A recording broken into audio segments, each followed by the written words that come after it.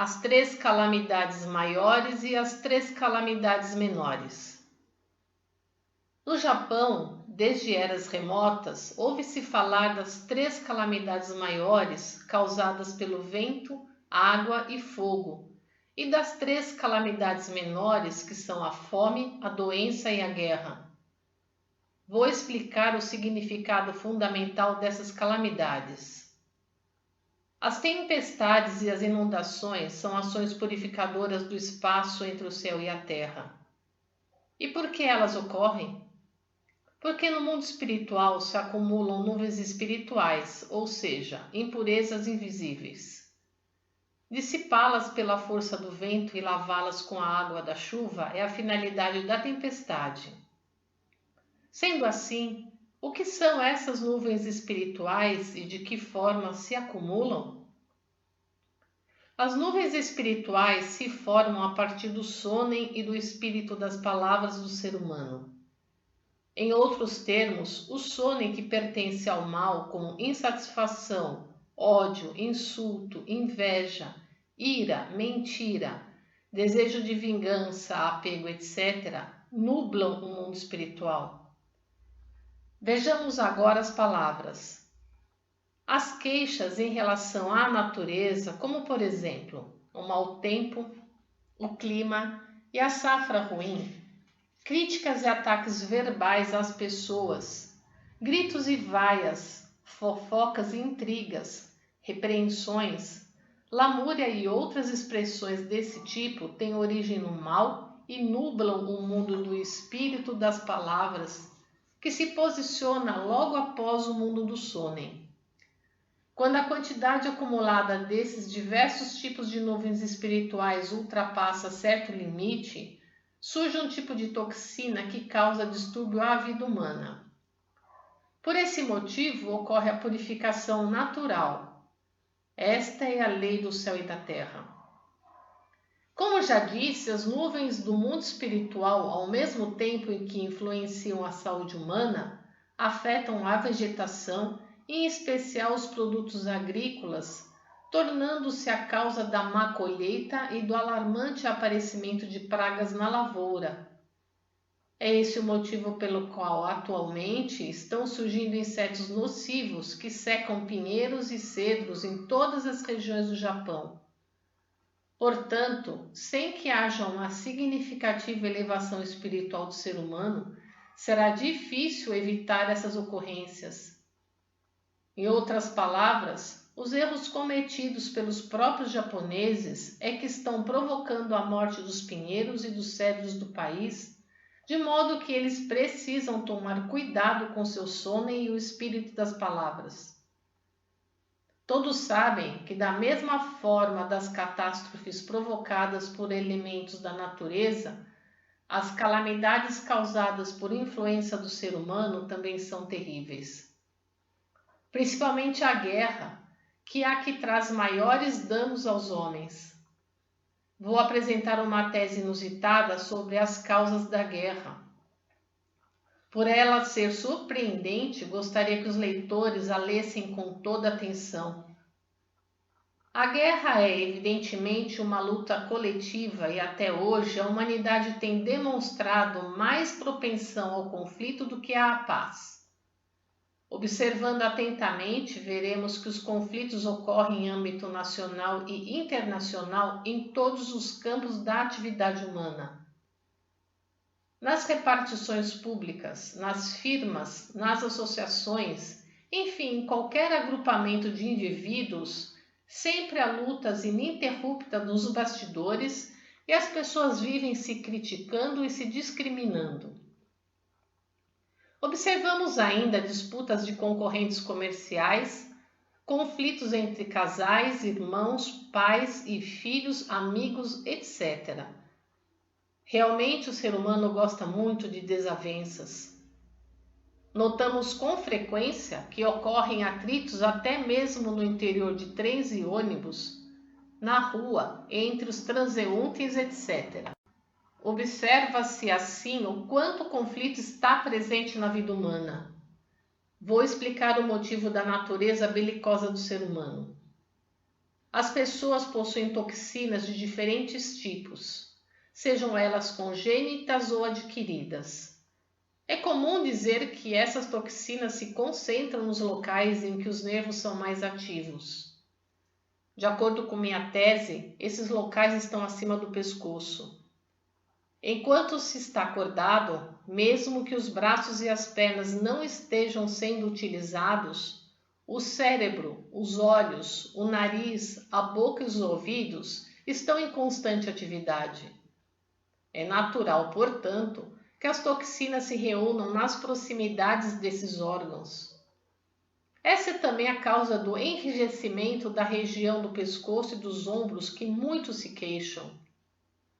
As toxinas acumuladas com o passar do tempo vão se transformando em nódulos e quando esse processo atinge certo estágio, surge a ação contrária, isto é, a dissolução e a eliminação que nós chamamos de ação purificadora.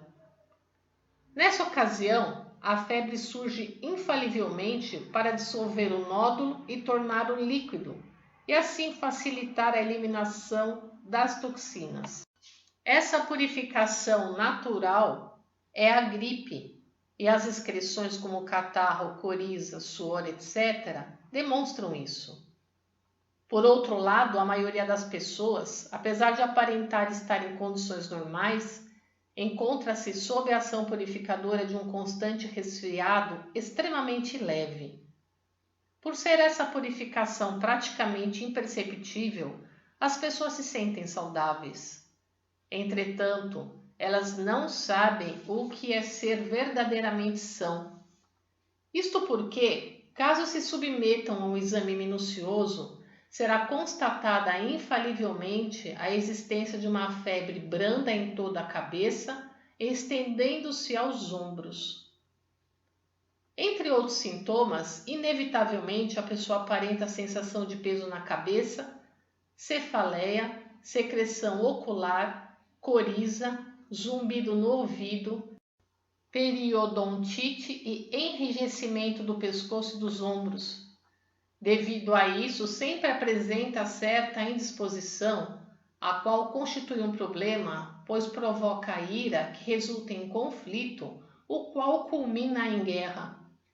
Assim, não há outro meio de distinguir a natureza belicosa do ser humano a não ser eliminar a indisposição.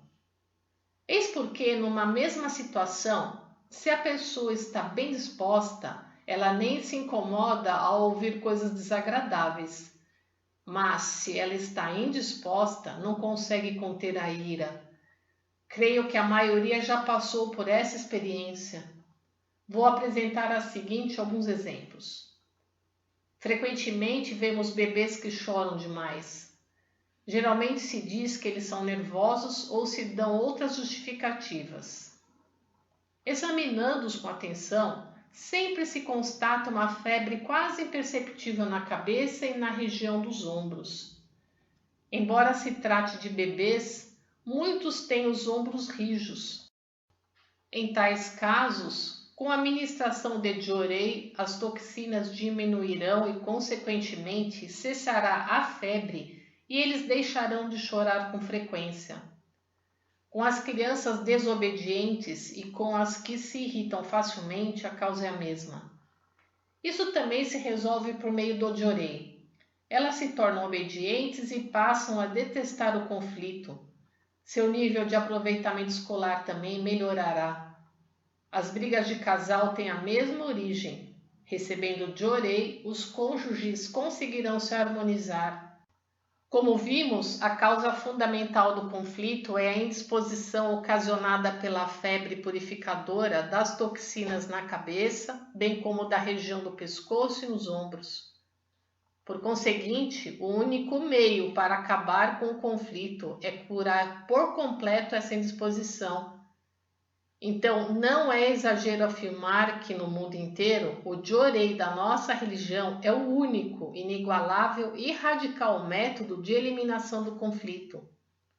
Isso não se limita à guerra, pois todos os problemas que hoje constituem motivo de sofrimento, como ideologias destrutivas, conflito entre as classes sociais, etc., também se originam da insatisfação e das queixas provenientes da indisposição das pessoas. Muitos, para fugirem dela, inconscientemente procuram estímulos fortes. Isso resulta em consumo excessivo de bebida alcoólica, em luxúria, em preguiça, em briga e outros que fatalmente acabam ocasionando crimes.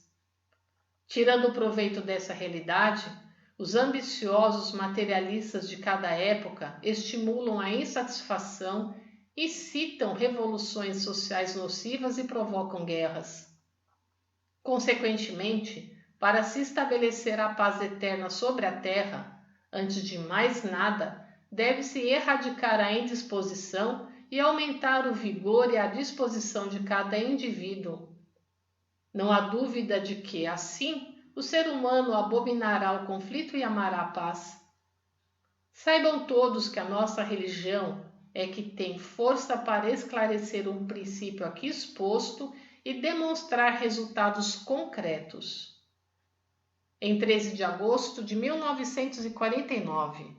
Notas: 3 calamidades maiores e 3 calamidades menores, duas expressões que têm origem no budismo.